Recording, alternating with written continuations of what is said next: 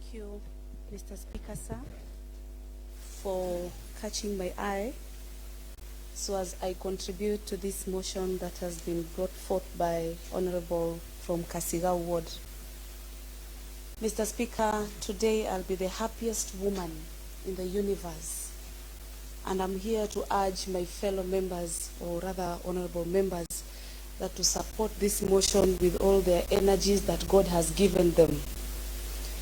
Mr. Speaker, the people of Chakaleri have really suffered out of this dump site for a very long time. And I report, Mr. Speaker, that families have lost their loved ones because of the dump site that was illegally placed. And when I say it was illegally placed, Mr. Speaker, it's because Chakaleri people were never called for a public participation. They just woke up in the morning and saw vehicles moving in that area. And that is how the establishment of that dump site was realized. Today, Mr. Speaker, would be a historical day. And I know because this session is being watched live on the social media, Mr. Speaker, I had promised them during the campaign trail that I will make sure and I'll be part and parcel of the people who would encourage that the relocation of this dump site should be done as quick as possible. Mr. Speaker, I want to thank member from Watate Ward because he has been very vigor on this discussion.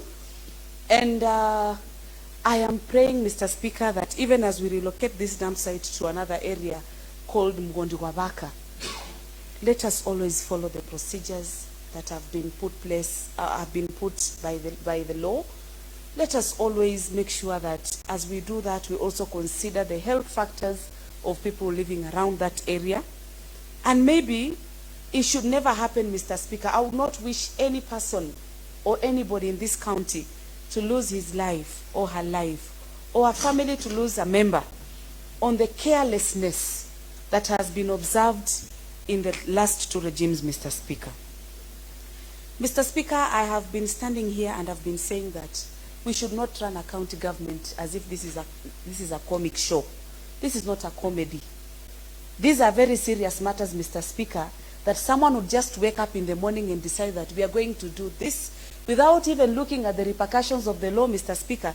And because some people think that when they are in power, they have the liberty of doing what they want to do. Let it be a lesson, Mr. Speaker. Like right now, we are incurring another cost. The price that the county government is paying with the finances on relocating this dump site, Mr. Speaker, is also another cost that we cannot be paid back by anybody. We also use some funds, maybe, I want to believe so, in the first decision that was made to make sure that the dump site was in Chakaleri.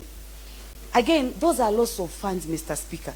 And I am a law-abiding citizen, Mr. Speaker, and I've always said that anytime we are doing things, let us always consider the law to understand what does the law say. If we do this, what will be the repercussions? Mr. Speaker, if 5 years have ended and maybe this relocation of the dump site had not happened, I want to assure you, Mr. Speaker, that village would have kicked me away in 2027. But I stand here to say that today I am securing my re-election in 2027 because the county government has decided now we are going to move it to another place. Mr. Speaker, I'm urging honorable members that if the Holy Spirit can talk to them, everybody should just rise and support this motion so that we make sure that we move this thing as quick as possible so that we save the lives of the people of Chakaleri, the people of Landi, and we are now at peace. You know, we are saving our environment, we are saving lives, and many other things, Mr. Speaker, that have accorded with us.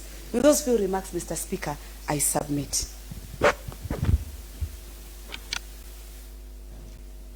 Yes, Honorable Mlughu. Thank you, Mr. Speaker, sir, for the opportunity.